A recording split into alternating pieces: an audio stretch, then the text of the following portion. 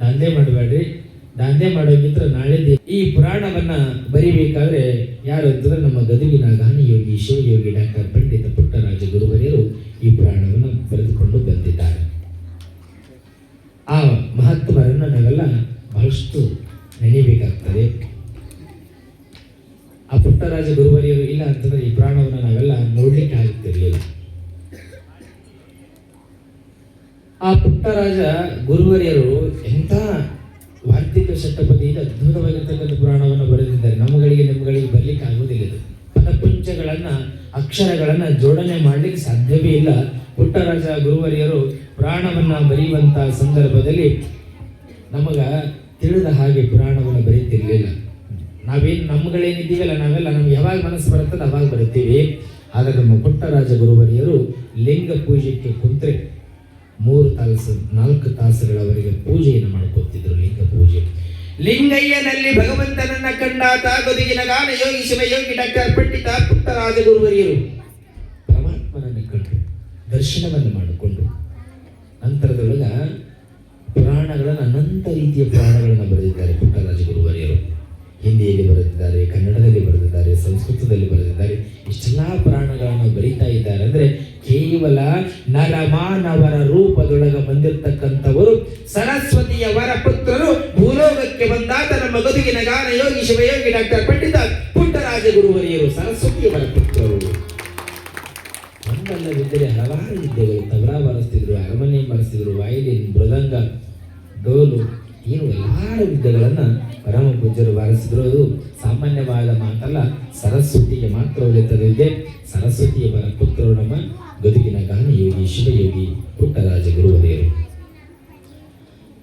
ಆ ಪರಮ ಪೂಜ್ಯರು ಆರಂಭದೊಳಗ ಅಡವಿ ಸಿದ್ದೇಶ್ವರರ ಮಹಾಪುರಾಣವನ್ನ ಬರೆಯುವುದಕ್ಕ ಮೂಲತವಾಗಿ ಯಾರು ಹೇಳ್ತಾರಂತಂದ್ರೆ ಪುಟ್ಟರಾಜ ಗುರುಗಳೇ ಅರಳಿಕಟ್ಟಿ ಸ್ವಾಮಿಗಳು ಅಂತಿದ್ರು.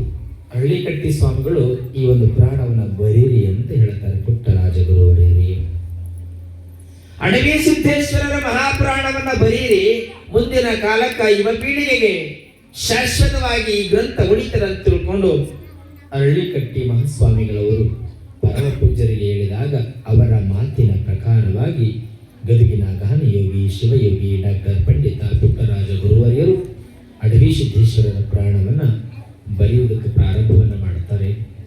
ಬರೆಯುವಂತಹ ಸಂದರ್ಭದಲ್ಲಿ ಗುರುವಿನ ಸ್ತುತಿಯನ್ನು ಮಾಡುತ್ತಾರೆ. ಮೊದಲಿಗೆ ಪ್ರತಿಯೊಂದು ಪುರಾಣವನ್ನ ಬರೆಯುವಂತಹ ಸಂದರ್ಭದಲ್ಲಿ ಗುರುವಿನ ನಾಮಸ್ಮರಣೆಯನ್ನ ಮಾಡದೆ ಯಾವುದೇ ತರಹದ ಪುರಾಣವನ್ನ ಬರಲಿಕ್ಕಾಗುವುದಿಲ್ಲ. ನಿಜಗುಣ ಶಿವಯೋಗಿಗಳು ಹೇಳ್ತಾರಲ್ಲ, ಶ್ರೀ ಗುರು ವಚನದಿಂದ ಅಧಿಕ ಸುಧೆಯುಂಟೆ ರಾಗದಿಂಬೇರಿನ್ನು ಭವ ಭೀಚ ಮುಠೆ. ಅತಿ ಚಂದ ಬರೀತಾರಲ್ಲ. ಜಗತ್ತಿನೊಳಗ ಗುರುವಿಗಿಂತ ಅಧಿಕವಾಗಿ ದೊಡ್ಡವರು ಯಾರು ಇಲ್ಲ. ಆ ಗುರುವಿನಷ್ಟು ಜಗತ್ತಿನೊಳಗೆ ಯಾರೂ ದೊಡ್ಡವರಿಲ್ಲ. ಗುರುವಿಗೆ ಶರಣಾಗತರಾಗಿ ನಡೆದುಕೊಳ್ಳಬೇಕು. ಗುರು ಹೇಳಿದ ಹಾದಿಯಲ್ಲಿ ನಡೆದಿದ್ದೇ ಕರೆ ಆದ್ರೆ ಬಾಳು ಬಂಗಾರ ಆಗ್ತದೆ. ಹಂಗ ಗುರು ನಡೆದಾಡುವ ದೇವರು ನಮ್ಮ ಪರಮ ಪೂಜ್ಯರು ಬುದ್ಧಿಯವರು ಹಿಂದೂ ದೇವರವರು ಬಾಲ್ಯದೊಳಗ ಆ ಶಿವಲಿಂಗ ಶಿವಯೋಗಿಗಳು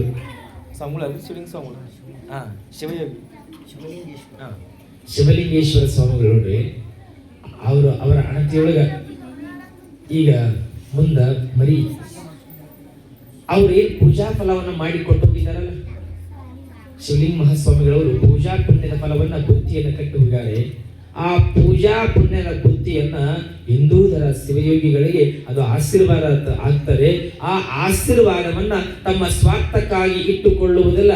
ಶ್ರೀ ಹಿಂದೂಧರ ದೇವರು ಯಾರಿಗಾಗಿ ಮೀಸಲಾಗಿ ಇಡ್ತಾರೆ ಅಂತಂದ್ರೆ ಬಮ್ಮಿಗಟ್ಟಿ ಗ್ರಾಮದ ಭಕ್ತರಿಗಾಗಿ, ಹಲವಾರು ಭಕ್ತರಿಗಾಗಿ ಪೂಜೆಯ ಫಲವನ್ನ ಶಕ್ತಿಯನ್ನು ಕೊಟ್ಟು ಭಕ್ತರನ್ನ ಉದ್ಧಾರವನ್ನ ಮಾಡುತ್ತಾರೆ.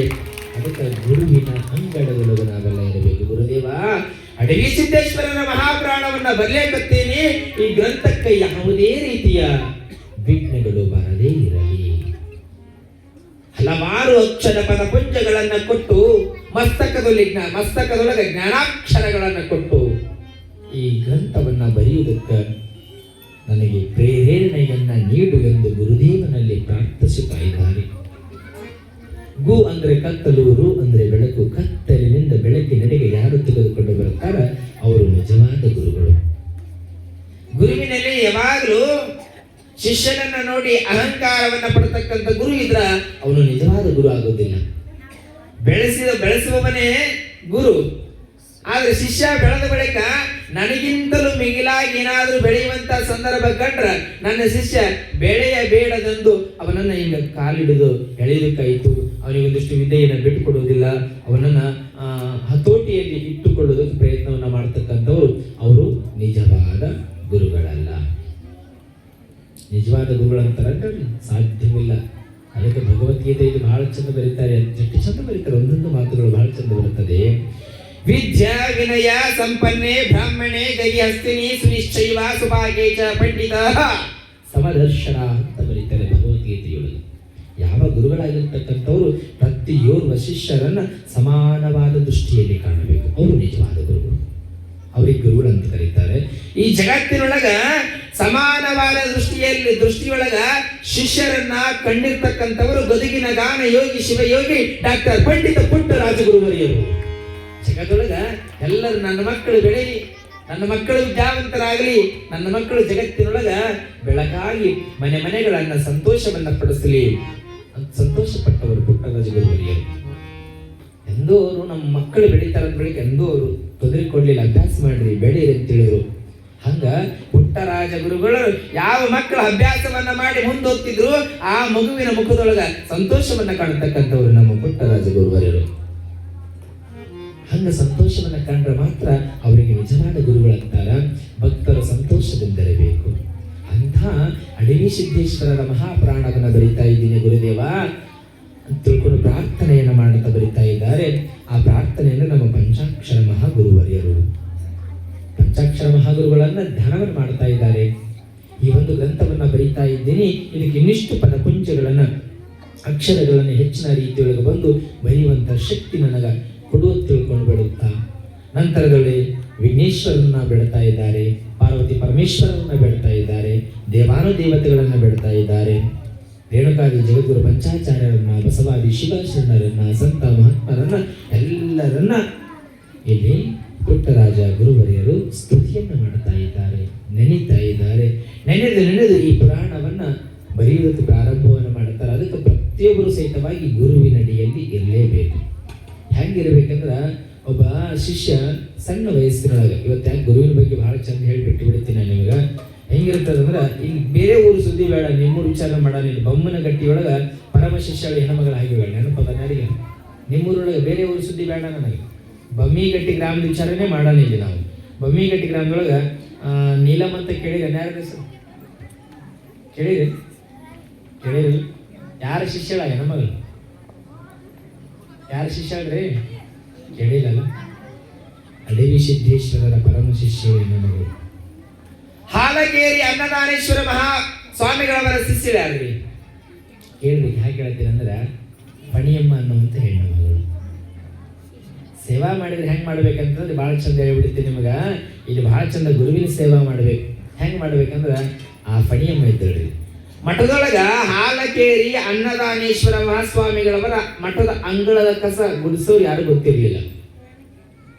ಪಣಿಯಮ್ಮ ಅನ್ನುವಂಥ ಹೆಣ್ಮಗಳು ಅಗರ್ಭ ಶ್ರೀಮಂತ ಹೆಣ್ಮಗಳು, ಸಾಮಾನ್ಯವಾಗಿರ್ತಕ್ಕಂಥ ಹೆಣ್ಮಗಳಲ್ಲ. ಕೋಟ್ಯಾಧೀಶ್ವರರ ಹೆಣ್ಮಗಳು. ಭಗವಂತ ಸಂಪತ್ತು ಕೊಟ್ಟಾನೆಲ್ಲ ಕೊಟ್ಟಾನ ಹೆಣ್ಮಗಳಿಗೆ. ಆದ್ರ ಒಂದು ಪ್ರಸಂಗದೊಳಗೆ ಏನಾಯ್ತು ಅಂದ್ರ ಹಾಲಕೇರಿ ಅನ್ನದಾನೇಶ್ವರ ಮಹಾಸ್ವಾಮಿಗಳವರು ಹೇಳ್ತಾರ, ಈ ಮಠದ ಅಂಗಳದ ಕಸವನ್ನ ಯಾರು ಗುಡಿಸ್ತಾರ ಪರೀಕ್ಷೆ ಮಾಡ್ಬೇಕಂತ ತಿಳ್ಕೊಂಡು ಒಂದಿಷ್ಟು ಜನಗಳನ್ನ ಕುರಿತು ಮಠದೊಳಗೆ ಮಾತಾಡ್ತಾರ. ಅವಾಗ ಮಠದೊಳಗ ಕಾಯಿರಿ ಒಂದಿನ ಯಾರು ಕೆಲಸ ಮಾಡ್ತಾರ ನೋಡ್ರಿ ಅಂತ ತಿಳ್ಕೊಂಡು ಪೂಜ್ಯರು ಹೇಳಿದಾಗ ಅವ್ರಂತಾರ, ಗುರುಗಳೇ ಬೇರೆ ಯಾವ್ದಾದ್ರು ಕೆಲಸಗಳಿದ್ರೆ ಹೇಳಿ ಮಾಡ್ತೇವೆ, ಇಲ್ಲಿ ಕಸ ಗುಡಿಸೋ ಕೆಲಸ ನೋಡ್ಲಿಕ್ಕೆ ನಮ್ಗೆ ಆಗೋದಿಲ್ಲ. ದೇವುಗಳು ಮಠದ ಅಂಗಳದ ಕಸವನ್ನ ಗುಡಿಸ್ತಾವೆ, ನೋಡ್ಲಿಕ್ಕೆ ಆಗೋದಿಲ್ಲ ಅಂತ ತಿಳ್ಕೊಂಡು ಪೂಜ್ಯರಿಗೆ ಹೇಳ್ತಾರೆ. ಯಾವಾಗ ಹೇಳಿದಾಗ ಪೂಜ್ಯರಿಗೆ ಆಶ್ಚರ್ಯ ಆಯ್ತು, ದೇವುಗಳು ಹೆಂಗಿರ್ತದಂತ ಅವ್ರಿಗೆ ಮತ್ತೆ ಉತ್ಸಾಹ ಆಯ್ತು. ಎಲ್ಲರೂ ಭಯಭೀತರಾಗಿ ನೋಡುವುದಿಲ್ಲ ಅನ್ನುವಂತ ಮಾತನ್ನು ಹೇಳಿದಾಗ ಎಲ್ಲಾ ಭಕ್ತರು ಹೋಗ್ಬಿಡ್ತಾರೆ. ಯಾರು ನನ್ನ ಮಠದ ಅಂಗಳದ ಕಸವನ್ನ ಗೂಡಿಸ್ತಾರೆ ಅಂತ ತಿಳ್ಕೊಂಡು ಹಾಲಕೇರಿಯ ಅನ್ನದಾನೇಶ್ವರ ಮಹಾಸ್ವಾಮಿಗಳವರು ಪರೀಕ್ಷೆ ಮಾಡ್ತಾರೆ. ಒಂದಿನ ಎಷ್ಟು ಗಂಟೆಗೆ ಬರ್ತಾರೆ? 5 ಗಂಟೆಗೆ ಬರ್ತಾರೆ ಪರೀಕ್ಷೆಯನ್ನು ಮಾಡುತ್ತಾರೆ.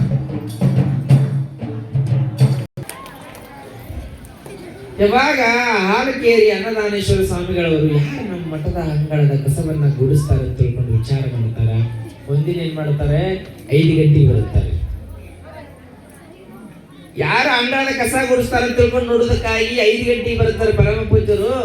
ಆ ಹೆಣ್ಣುಗಳಿಗೆ ಗೊತ್ತಾಗ್ತು ಪರೀಕ್ಷೆ ನಡೆದ ಅಂತ ತಿಳ್ಕೊಂಡು 4 ಗಂಟೆಗೆ ಬಂದ್ರು ಹೆಣ್ಣುಗಳಿಗೆ ಕೆಲಸ. ಕೋಟ್ಯಾಧೀಶ್ವರ ಹೆಣ್ಣುಗಳು ಬಡವಿ ಅಲ್ರಿ, ಬಡವಿ ಎಲ್ಲ, ಸಹಕಾರ್ತಿ ಆದ್ರೆ ಅಹಂಕಾರ ಇಲ್ಲ, ಕೆಟ್ಟ ಗುಣಾದಿಗಳಿಲ್ಲ, ಎಲ್ಲರನ್ನ ಪ್ರೀತಿಯಿಂದ ಮಾತಾಡಿಸೋದು, ಅಕ್ಕರೆಯಿಂದ ಕರೆಯೋದು, ಬಹಳ ಸೌಕಾರ್ತಿ ಹೆಣ್ಣುಮಗಳಿದ್ರು ಸಹಿತವಾಗಿ ಭಗವಂತ ಅಹಂಕಾರವನ್ನ ಕೊಟ್ಟಿರಲಿಲ್ಲ ಪಡಿಯಮ್ಮನಿಗೆ.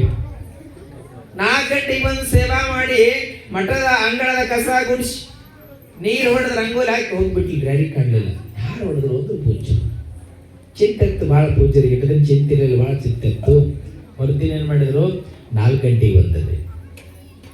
ಸತ್ವ ಪರೀಕ್ಷೆ ನಡೆದಾಗ 4 ಗಂಟೆಗೆ ಬಂದ್ರು. 3 ಗಂಟೆಗೆ ಪಡಿಯಮ್ಮ ಅಂಗಳ ಕಸ ಬಿಡು, ನೀರು ಹಾಕಿ ಚಂದ ರಂಗೋಲಿ ಹಾಕಿ 3 ಗಂಟೆಗೆ ಹೋಗಿತ್ತು. ಪೂಜ್ಯರಿಗೆ ತವಕ ಉಂಟಾಯಿತು, ಯಾರಿರಬಹುದು, ಮಠದ ಅಂಗಳದ ಎಷ್ಟು ಚೆಂದ ಕಸ ಗುಡಿಸ್ತಾರೆ, ರಂಗೋಲಿ ಹಾಕ್ತಾರೆ, ಯಾರು ಅಂತ ತಿಳ್ಕೊಂಡು ಮತ್ತ 3 ಗಂಟೆಗೆ ಏನು ಹೊಡೆದೋಗಿದ್ದಾಳಲ್ಲ ಪೂಜ್ಯರು, ಮತ್ತೆ 3 ಗಂಟೆಗೆ ಬಂದ್ರು ಕಾಯೋದಕ್ರಿ. ಈ ತಾಯಿ 2 ಗಂಟೆಗೆ ಹೊಡೆದೋಗ್ಯಾಳ. ಈ ತಾಯಿಗೆಲ್ಲ ಕೆಲಸ ಮುಗಿಸ್ಕೊಂಡು 2 ಗಂಟೆಗೆ ಹೋಗ್ಯಾಳ.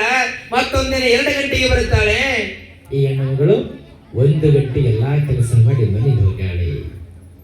ಯಾವಾಗ 1 ಗಂಟೆಗೆ ಹೋದಳು, ಇದು ಹಿಂಗಾದ್ರೆ ಯಾವುದು ಗೊತ್ತಾಗೋದಿಲ್ಲ ಅಂತ ಹೇಳ್ಕೊಂಡು ಒಂದಿನ ಊಟ ಸಹಿತ ಮಾಡ್ಲಾರ್ದೆ 8 ಗಂಟೆ ನೋಡೋಣ ತಿಳ್ಕೊಂಡು ಒಂದ್ಸಾರಿ ಬಂದು ಹೋದ್ರು, ಯಾರು ಕಾಣಲಿಲ್ಲ. ಊಟ ಮಾಡ್ಕೊಂಡು ಮತ್ತೆ ಪೂಜ್ಯರು ಬಂದು ಬೆಳ್ಳದ ತನಕ ಹಾಲಕೇರಿ ಅನ್ನದಾನೇಶ್ವರ ಮಹಾಸ್ವಾಮಿಗಳು ಕೂತ್ರು, ಮಠದ ಅಂಗಳಗಳು ಕೂತ್ರಿ. ಅವರು ಯಾರು ಬರ್ತಾರೋ ಒಟ್ಟಾರೆಯಾಗಿ ನೋಡ್ಬೇಕಂತ ತಿಳ್ಕೊಂಡು ಕೂತ್ರು. ಈ ಹೆಣ್ಣು ಮಗಳು ಹಿಂದೆ ಯಾರು ಕಣ್ಣಿಗೆ ಕಾಣಲಾರ ನಿಂತಾಳ. ಪೂಜ್ಯರು ಈಗ 10 ಗಂಟೆಗೆ ಹೋಗ್ತಾರ, ನಿಧಿ ಬರ್ತದ, 11 ಗಂಟೆಗೆ ಹೋಗಿ ಮಲಗ್ತಾರ, ನಿಧಿ ಬರ್ತದ, 12ಕ್ಕೆ ಹೋಗಿ ಮಲಗ್ತಾರ, ನಿಧಿ ಬರ್ತದ. ಪೂಜ್ಯರು ಹೋಗ್ತಿಲ್ಲ. ಯಾರು ಕೆಲಸ ಮಾಡ್ತಾರ, ಯಾರು ಸೇವಾ ಮಾಡ್ತಾರ ನಾನು ನೋಡ್ಬೇಕಂತ ತಿಳ್ಕೊಂಡು ಪೂಜ್ಯರು ಕುತ್ಕೊಂಡ್ರು. 1 ಹೊಡಿತು, 2 ಗಂಟೆ ಹೊಡಿತು, ಹೋಗಲಿಲ್ಲ. 3 ಗಂಟೆ ಹೊಡಿತು, ಹೋಗ್ಲಿಲ್ಲ. 4 ಗಂಟೆ ಆಯ್ತು, ಹೋಗ್ಲಿಲ್ಲ. 5 ಗಂಟೆ ಆಯ್ತು, ಹೋಗ್ಲಿಲ್ಲ. ಚಿಂತೆ ಹೆಣ್ಣುಮಗಳಿಗೆ, ಇವತ್ತು ಯಾಕೋ ಪೂಜ್ಯರು ಹೋಗಕ್ಕೆ ಕಾಣೋದಿಲ್ಲ ಅಂತ ತಿಳ್ಕೊಂಡು ಮೈ ತುಂಬ ಸೆರಗನ್ನ ಹಚ್ಚಿಕೊಂಡು ಪಣಿಯಮ್ಮ ಮಠದ ಅಂಗಳದ ಕಸವನ್ನ ಗುಡಿಸಿ ರಂಗೋಲಿಯನ್ನ ಹಾಕಿ ಹಿಂಗೇನು ಹೋಗಬೇಕು ಅನ್ನೋದ್ರೊಳಗ ಯಾರಮ್ಮ ನಿಂತುಕೊಳ್ರಿ ನೀವು ಅಂತ ತಿಳ್ಕೊಂಡು ಅನ್ನದಾನೇಶ್ವರ ಸ್ವಾಮಿಗಳವರಿಗೆ ಕೇಳ್ತಾರೆ. ಯಾವಾಗ ಯಾರಮ್ಮ ನಿಂತುಕೊಳ್ರಿ ಅಂತ ತಿಳ್ಕೊಂಡು ಆ ಸ್ವಾಮಿಗಳವ್ರಿಗೆ ಕೇಳಿದಾಗ ಈ ಸೆರಗೇನು ತಲೆ ಮ್ಯಾಗ ಹಾಕೊಂಡಿದ್ದಲ್ಲ, ಯಪ್ಪ ನಾನು ನಿನ್ನ ಶಿಷ್ಯಳು ಅಂತ.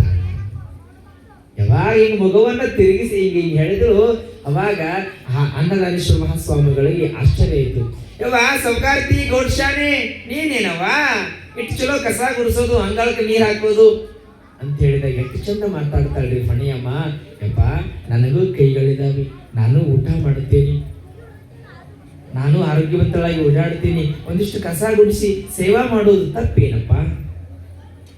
ಸೇವಾ ಮಾಡೋದು ತಪ್ಪೇನಪ್ಪ ಅಂದಾಗೆವ ಕೋಟ್ಯಾಧೀಶ್ವರರು ಸಂಪತ್ತು ಭಗವಂತ ಕೊಟ್ಟಾನ, ಮೈಗೊಂದು ಕಾಳಿಗೊಂದು ಆಳುಗಳಿದ್ದಾವ, ನೀನು ಕೆಲಸ ಮಾಡ್ತೀಯೇನು?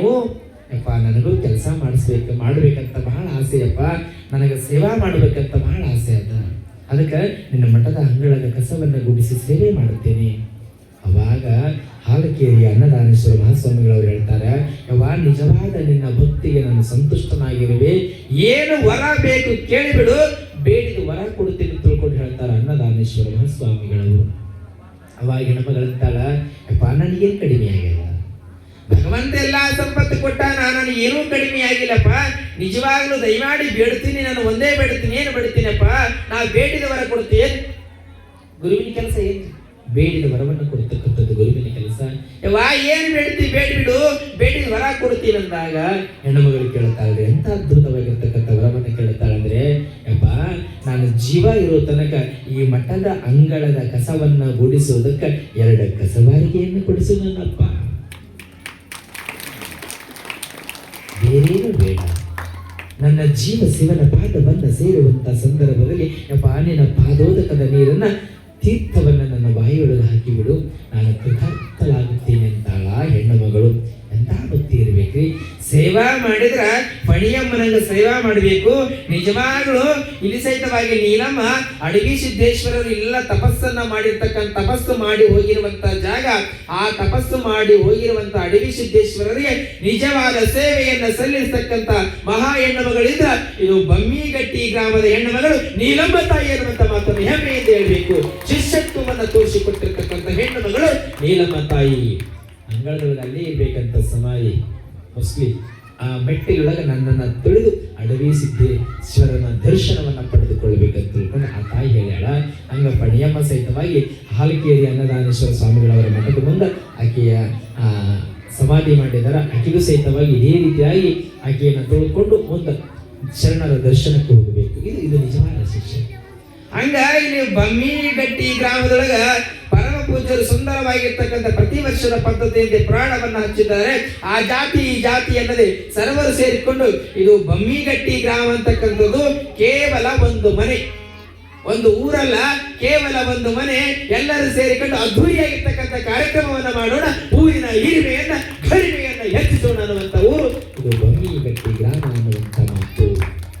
ಅಂತಹ ಗುರುವಿನ ಸೇವೆಯನ್ನ ಮಾಡಿ ಪುಣ್ಯನ ಬುದ್ಧಿಯನ್ನು ಫಲವನ್ನ ಹೊತ್ತುಕೊಂಡು ಹೋಗಿರ್ತಕ್ಕಂಥ ಇಲ್ಲಿ ನೀಲಮ್ಮ ತಾಯಿ ಇದ್ದಾಳೆ. ಹಂಗ ಸೇವಾ ಮಾಡಬೇಕಂತ ಗುರುವಿನ ಸೇವಾ ಮಾಡಿದ್ರ ಗುರು ಕಣ್ಣ ತಾರದ ಅಂದ್ರ ಜೀವನದೊಳಗೆ ಬೆಳಕಾಗ್ತೀವಿ ನಾವೆಲ್ಲ.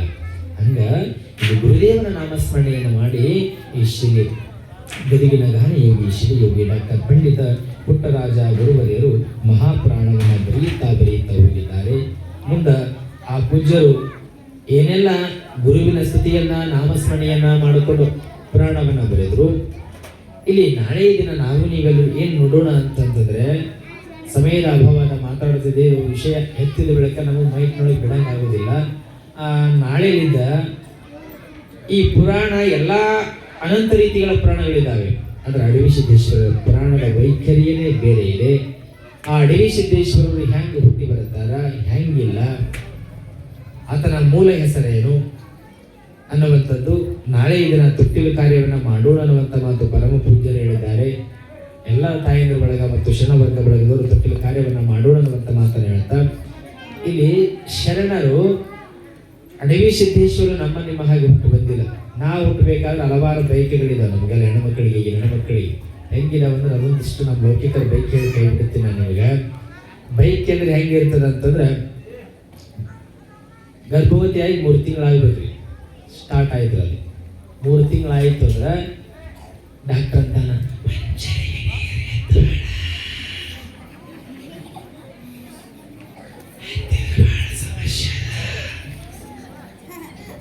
ಯಾವಾಗ ಹಿಂಗೆ ಹೇಳಿದ್ರೆ ಎಷ್ಟು ಚಲೋ ಅತ್ತಿ ಕಾಡ್ಸಕ್ ಸ್ಟಾರ್ಟ್ ಅವರು ಮನೆಗೆ ಆಗ್ತಿರ್ತಾವ ನೋಡ್ರಿ, ಅತ್ತಿ ಚಳಿ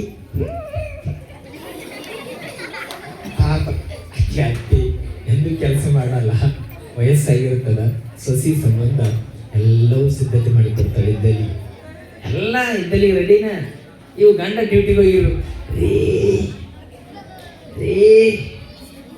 ನನಗ ತಡ್ರಿ ಫೋನ್ ಹಚ್ಚಲ್ಲ ಕಾಲಿಗಲ್ಲ, ನನಗ ಸೇವ್ ಮಾಡಿ ತಿನ್ನಂಗಾಗ್ಯದಂತ ಯಾಕೆ ತರಲಿ ಅಂತ ನಾವು ಗಂಡ. ಯಾಕಂದ್ರೆ ಪ್ರೀತಿ ಗಂಡ ಹೆಂಡರ ಜೀವನ ಹೆಂಗಿರಬೇಕಂದ್ರೆ 63 ಆಗಬೇಕು. 63 ಆದ್ರೆ ಭಾಳ ಚಲೋ. 36 ಜೇರ್ ಕಡತ ಆಯ್ತು ಅಂದ್ರೆ ಏನಕ್ಕ 3 ತವರ ಮನೆ ಅಕ್ಕ, 6 ಗಂಡನ ಮನೆ ಅಕ್ಕ. ಅದಕ್ಕೆ ದಯಮಾಡಿ ಹಂಗಾಗಬಾರ್ದು, 63 ಆಗಬೇಕು. ಈ ಭಾಳ ಜಾಗ ಸೇವಣ್ಣ ಪಾಪ ಚಲೋ ದುಡಿತಿದ್ದೆ, ಚಲೋ ದುಡಿದಿಲ್ಲ ಅಂದ್ರೆ ಪಾಕೆಟ್ ಮನೆಯೆಲ್ಲ ಇಲ್ಲಿ ಆಗ್ತಿದ್ದೆ, ಕೈಗಳು ದುಡಿದ್ರೆ ಮುಗಿದೋದು ಕಚ್ಚ ಎಲ್ಲ ತೊಟ್ಟಿ ಕಾಸ್ಟ್ಲಿ ಅನ್ನೋ ಸೇವಣ್ಣೆ ತಿಂತಾಳ್ರಿ. ಒಂದಿನ ತಿಂದ ಬಳಿಕ ಮನೆಗೆ ಬರ್ತಾನೆ ಗಂಡ. ರಾತ್ರಿ ಆಯ್ತು ರೀ, ಎಷ್ಟು ಚಲೋ ಇದ್ದು ಸೇವಣ್ಣ, ಚಲೋ ಆಯ್ತು, ಹೊಟ್ಟೆ ತುಂಬುತ್ತೀವತ್ತಾನೆ ಅಂತ ಅವ ಅಂತಾನ, ನಿನ್ನ ಮೇಲೆ ಪ್ರೀತಿ ಹೆಚ್ಚಾಗಿದ್ದಾನೆ ಅಂತ ನಾವು ಗಂಡ ತಿನ್ನಿಸದ. ಮತ್ತೆ ಡ್ಯೂಟಿಗೆ ಹೋಗ್ಯಾನ. ಡ್ಯೂಟಿಗೆ ಹೋದಾಗ ಮತ್ತೆ ಕೆಲಸ ಏನು, ಪಂಚರಿಗೆ ಸೋಫಾ ಸತ್ತ ಮ್ಯಾಗ ಕೂತ್ರ ಕೆಳಗಿದೆ ಮುಗಿತಲ್ಲ ಗತಿ. ಫೋನ್ ಹಚ್ಚಿದ್ರೆ ಗಂಡಗೆ ಖಾಲಿ ಕುಂತಾಳ, ಕೆಲಸ ಏನದ ಹಾಕಿದ್ರು, ಕೆಲಸ ಮಾಡಬೇಡ ಅಂತ ಹಾಕಿ ಹೇಳ್ಬಿಟ್ರ, ಮುಗಿದೋದ್ ಕತಿ. ಏನ್ ಪಾ ಫೋನ್ ಮಾಡಿದಿಲ್ಲ ಅಂತ ಅವ್ ಗಂಡ ಅಂತ ಹೇಳ್ತಿರ್ತಾಳೆ. ಏನ್ ಬೇಕು, ಸೇವಣ್ಣು ತಿನ್ನಂಗ ಆಗ್ತಿಲ್ರಿ, ಯಾಕೋ ನನಗ ದಾಳಿಂಬ್ರ ಹಣ್ಣು ತಿನ್ನಂಗ ಆಗ್ಯದ ಯಾವ್ದ್ರಿ? ಯಾಕೆ ಬೇಕು? 3 kg ಬೇಕಂತ. ಮುಗಿದ ಕತ್ತಿ ಅವ್ರು ಶಿವ ದುಡಿದು ಮೆತ್ತಗಾಗಲಿಕ್ಕೂ ಡೆಲಿವರಿ ಆಗೋದ್ರ ಕತ್ತಿನೇ ಬೇಕಂತ ನಮ್ಮ ಲೌಕಿಕರದ್ದು. ತಿಂದ ಆಯ್ತಾ, ಮತ್ತೊಂದು ವಾರ ಹೋಯ್ತು. ರೀ ನನಗ ಡಾಕ್ಟ್ರ್ ಹೆಂಗ ಒಂದು ಚರಿಗೆ ಹತ್ತಿ ಮಾಡಂತ ಹೇಳ. 6 ತಿಂಗಳೊಳಗೆ ನನ್ನ ತವ್ರ ಮನೆಗೆ ಹೋಗ್ತಿದ್ದೆ ನಾ, ಕಳಿಸ್ಕೊಟ್ಬಿಡು. ಅವ ಲಾಕ್ಡೌನ್ ಮಾಡೋ ರೂಮ್ನಾಗ ಇವೆಲ್ಲ ಕತ್ತೀವು. ಎಲ್ಲಿರಿ ಅದು ತಾಯಿ ಬೆಳಿಗ್ಗೆ ಹೇಳ್ತಾಳೆ, ಅಲ್ಲೋ ನೀನು ಕೆಲಸ ಮಾಡ್ತಾ ಇದ್ದಾಗ, ಇಲ್ಲವ ಮತ್ತೆ ಒಂದು ಚರಿಗೆ ಎತ್ತಿ ಬೇಡ ಅಂತ ಹೇಳ ಡಾಕ್ಟ್ರು. ನಿನ್ನ ಸಸಿ ನೀನೇ ಸಹಾಯ ಮಾಡು, ಮಮ್ಮಗೆ ಬರ್ತಾನೆ ನೀ ಚಲೋ ಅಂದಾಗ ಆಯ್ತು. ತಾಯಿ ಚಂದ ನೋಡ್ಕೊಳಕತ್ತಿದ್ರು. ಮತ್ತೆ ಡ್ಯೂಟಿಗೆ ಹೋದ್ರು. ಗಂಡು ರೀ ನನಗೆ ಯಾಕೋ ಊಟ ಸೇರ್ತಿಲ್ಲ. ಏನ್ ಬೇಕನ್ಬೇಕು ಅವಾಗ ಗಂಡ? ರೀ ನನಗ ಮಾವಿನ ಹಣ್ಣು ತಿನ್ನಂಗಾಗ್ಯದ. ಸೀಸನ್ ಇದ್ರೆ ತಂದು ಕೊಡ್ತಾನ್ರಿ, ಸೀಸನ್ ಇಲ್ಲ ಅಂದ್ರೆ ಇಲ್ಲಿ ತಂದು ಕೊಡೋದ. ಅನ್ ಸೀಸನ್ ಇತ್ತು ತರ್ಲಿಕ್ಕೆ ಹಾಕದ ನಮ್ಗೆ ಸಾಧ್ಯವಿಲ್ಲ. ಆದ್ರ ರೀ ಕಿವಿ ಸೋರ್ತದ ನಾನು ಊಟ ಮಕ್ಕಳಿಗೆ. ಅವಾಗ ಎಲ್ಲೋನೇ ಇರ್ಲಿ ಒಂದಾರು ಹುಡ್ಕೊಂಬಂದು ಕೊಡ್ತಾನ್ರಿ. ಅವ್ರು ಸಂತೋಷಕ್ಕಾಗಿ ಹೆಂಡತಿ ಚಲೋ ಗಂಡ ಇದ್ರೆ ತಂದು ಕೊಡ್ತಾನ. ಚಲೋ ಗಂಡ ಇಲ್ಲ ಅಂದ್ರೆ ಇಲ್ಲಿ ಒಂದ್ ವಾರ ಇರ್ಬೇಕು. ಮತ್ ಫೋನ್ ಹೋಗ್ತಾರ, ರೀ ಎಲ್ಲದಿರಿ? ಮಾರ್ಕೆಟ್ನಾಗ ಅದೀನಿ. ರೀ ನನಗ ಕಿವಿ ಹಣ್ಣು ತಿನ್ನಂಗಾಗ್ಯದ. ಎಷ್ಟಾಗ್ಬೇಕು? ಭಾಳ ಇಲ್ಲ, 5 kg. ಬ್ಲಡ್ ಭಾಳ ಉತ್ಪತ್ತಿ ಆಗ್ತದೆ. ಏನ್ ಮಾಡ್ಬೇಕು? ಡಾಕ್ಟ್ರು ಹೇಳಿದ್ ಒಂದು ಕತೆ ಸಾಕು, ಕತೆಗಾಗಿ ಎಲ್ಲದು. ಇದೆಲ್ಲ ಅಣ್ಣ ದಿನ ಇಷ್ಟು ಉಂಡು ಹೆಂಗಾದ್ರೆ ಹೆಣ್ಮಕ್ಳು ಗುರುತು ಸಿಗ್ಲಾರಂಗ ಆದ್ರೆ 6 ತಿಂಗಳದಾಗ ಗುರುತು ಸಿಗ್ದಾಗ ಆದ್ರು ಗಂಡಗೆ ಹೆಂಡತಿ ಒಂದಿನ ಚಂದ ಮನೆಯಾಗ ಕೂತಿದ್ರಿ. ಹೆಂಡತಿ ಏನಂತ ಗೊತ್ತಂದ ಗಂಡ, ರೀ ನಾನು ಚಲೋ ದಪ್ಪಾಗಿನಲ್ರಿ ಅಂತ. ಅವ್ ಗಂಡ ಅಂತ ನಾನು ಚಲೋ ದಪ್ಪಾಗಿ ಕೆಂಪಗಾಗಿ ಚಲೋ ಆಗಿ ನಾನು ಕರ್ಗಾಗಿರುತ್ತದ. ಇದೆಲ್ಲ ಪ್ರಸಾದ್ ಸ್ವೀಕಾರ ಮಾಡ್ಲಕ್ ಹಚ್ಚಾಳ. ಒಂದೇ ರೀ ಎಲ್ಲದಿರಿ ಅಂದಲ್ರಿ. ಫೋನ್ ಹೋಯ್ತು, ಮಾರ್ಕೆಟ್ನಾಗ ಇದೀನಿ ಅಂತ. ಒಟ್ಟು ಹೆಂಡತಿ ಫೋನ್ ಇಚ್ಚದಾಗ ಮಾರ್ಕೆಟ್ನಾಗ ಇರ್ತಾರ ನಾವು ಕಂಪಲ್ಸರಿ ಆಗಿ. ರೀ ಇವತ್ತು ಮಾರ್ಕೆಟ್ ಬೇಡ ನನಗೆ ಅಂತ. ಲೌಕಿಕ ಸುದ್ದಿ ಎಲ್ಲ ಇದು. ರೀ ಇವತ್ತು ನನಗೆ ಮಾರ್ಕೆಟ್ ಬೇಡ, ಹಾದ್ಯಾಗ ಬರುವಂತ ಸಂದರ್ಭದಲ್ಲಿ ರೀ ನನಗ ಎರಿ ಮಾಡುತ್ತೇನೆ. ಕಟ್ಟ ಈಗ ಆಸೆ ರೀ ನಮ್ದೆಲ್ಲ ಬೇಡಿಕೆ. ಲೌಕಿಕರು ಎಲ್ಲ ಚಲೋ ತಂದು ಕೊಟ್ರೆ ಎರಿಬಡಿ ಬೇಕಂತ. ಮುಂದ ಮತ್ತೊಂದು ವಾರ ಹಿಂಗೆ ಕಳೆದಿರ್ಬೇಕು. ರೀ ನನಗ ಪಿಸ್ತಾ ಬೇಕಂತಾಳ, ಬಾದಾಮಿ ಬೇಕಂತಾಳ, ಡೈಮಂಡ್ ಸಕ್ರಿ ಬೇಕಂತಾಳ. ಎಲ್ಲ ನಮ್ಮ ಲೌಕಿಕರ ಬೈಕ್ ಹೆಂಗಂದ್ರೆ ಯಾವಾಗ ಡಾಕ್ಟರ್ ಹೇಳ್ತಾ ನೋಡು ಒಂದ್ ಚೆರಿಗೆ ಅಲ್ಲಿಂದ ಸ್ಟಾರ್ಟ್ ಇದೆ. ಆಗಿದ್ದು ಮುಗಿಯೋ ತನಕ ಮುಗಿಯೋದಿಲ್ಲ, ತವರ ಮನೆಗೆ ಹೋಗೋ ತನಕ ಮುಗಿಯೋದಿಲ್ಲ. ನಮ್ಮ ಲೌಕಿಕರ ಬಯಕೆಗಳು ಹೆಂಗಿದ್ದಾವೆ, ಇಲ್ಲಿ ಸಂತ ಮಹಾತ್ಮರ ಬಯಕೆಗಳು ಹೆಂಗಿರ್ತಾರೆ ಅಂದ್ರೆ ಪುಸ್ತಕಗಳನ್ನು ಓದುವುದು, ವಚನ ಸಾಹಿತ್ಯಗಳನ್ನು ಓದುವಂಥದ್ದು. ನಮ್ಮ ಮನೆಯಲ್ಲಿ ಪ್ರೆಗ್ನೆಂಟ್ ಆಗಿರ್ತಕ್ಕಂಥ ಹೆಣ್ಣು ಮಕ್ಕಳಿಗೆ ಒಳ್ಳೊಳ್ಳೆ ಪುಸ್ತಕಗಳನ್ನು ಯಾರು ಕೊಟ್ಟು ಓದಿಸಿರಿ ಹೇಳಿ ನೋಡೋಣ. ನೀವು ಓದಿಸೋದು ಬೇಡ, ನಾವು ಓದ್ತೀವ್ರಿ ಪುಸ್ತಕ ತಂದು ಕೊಡ್ರಿ ಅಂತ ಹೆಣ್ಮಕ್ಳು ಯಾರು ಕೇಳಿರಿ? ಕೈ ಎತ್ತರಿ. ಹಿಂಗೆ ಎತ್ತಿರಿ ನೋಡೋಣ. ಹೆಣ್ಮಕ್ಳು ಭಗವದ್ಗೀತೆ ಗ್ರಂಥ ಓದ್ತೀವಿ ಅಂತ ಕೇಳಿದವ್ರು ಯಾರಿದ್ದೀರಿ? ಅಕ್ಕಮಾದೇವಿ ವಚನಗಳನ್ನು ಓದ್ತೀನಿ ಅಂತ ಕೇಳಿದವ್ರು ಯಾರಿದ್ದೀರಿ? ಬಸವಣ್ಣನವರ ವಚನಗಳನ್ನು ಓದ್ತೀನಿ ಅಂತ ಹೇಳಿರ್ತಕ್ಕಂಥವ್ರು ಯಾರಿದ್ದೀರಿ? ಯಾರು ಇಲ್ಲ ರೀ. ನಮ್ಗೆ ಬೇಡ ಫಿಲಿಮ್ ನೋಡ್ರಿ. ಹೊಸ ಫಿಲಿಮ್ ಬಂದಿರ್ಬೇಕು. ಫಿಲಿಮ್ ನೋಡಿ ನಾಳೆ ಹೆಂಗೆ ಊಟ ತಾವ್ ಹುಡುಗರು ಮೊಬೈಲ್ ತಗೊಂಡು ಕೂರ್ತಾವು. ಊಟ ಕೇಳಿ ಮಾಡ್ಬೇಕಂದ್ರೆ ಫೋನ್ ಕೊಟ್ಟರೆ ಊಟ ಮಾಡ್ತದ್ರೆ ಮಕ್ಕಳೆಲ್ಲರೂ ಊಟ ಮಾಡಂಗಿಲ್ಲ. ಮಕ್ಕಳೆಲ್ಲ ಇಲ್ಲಿ ಹಾದರ ಶರಣರ ಅಡವಿ ಸಿದ್ದೇಶ್ವರರ ನಾಳೆ ಹುಟ್ಟುವಂತ ರೀತಿನೇ ಬೇರೆಯಾದ. ನಾವೆಲ್ಲರೂ ಅಡವಿ ಸಿದ್ದೇಶ್ವರರ ಜನರು ಹೆಂಗಾಗ್ತಾರೆ ಹೆಂಗಿಲ್ಲ ಅಂತಕ್ಕಂಥದ್ದು ನಾಳೆ ದಿನ ನಾವೆಲ್ಲ ತೊಟ್ಟಿದ ಕಾರ್ಯವನ್ನ ಮಾಡೋಣ ಅನ್ನುವಂಥ ಮಾತನ್ನು ಹೇಳ್ತಾ ಇನ್ನು ಮುಂದಿನ ಕಾರ್ಯಕ್ರಮವನ್ನು ಪರಮ ಪೂಜ್ಯರ ಪಾದಕರನ್ನು ಅರ್ಪಣೆಯನ್ನು ಮಾಡುತ್ತಾರೆ. 2 ಮಾತುಗಳನ್ನು ಮುಗಿಸ್ತೀನಿ ಅಂತ ಮಾತು. ಪರಮ ಪೂಜ್ಯರಿಂದ ಹಸ್ತವಚನದ 3 ಸಂದೇಶಗಳನ್ನು ನಾವೆಲ್ಲ ಕೇಳೋಣ. ಶ್ರೀ ಗುರು ಅಡವಿ ಸಿದ್ದೇಶ್ವರ ಮಹಾರಾಜಗೆ, ಶ್ರೀ ಗುರು ಪುಟ್ಟರಾಜೇಶ್ವರ ಮಹಾರಾಜಗೆ,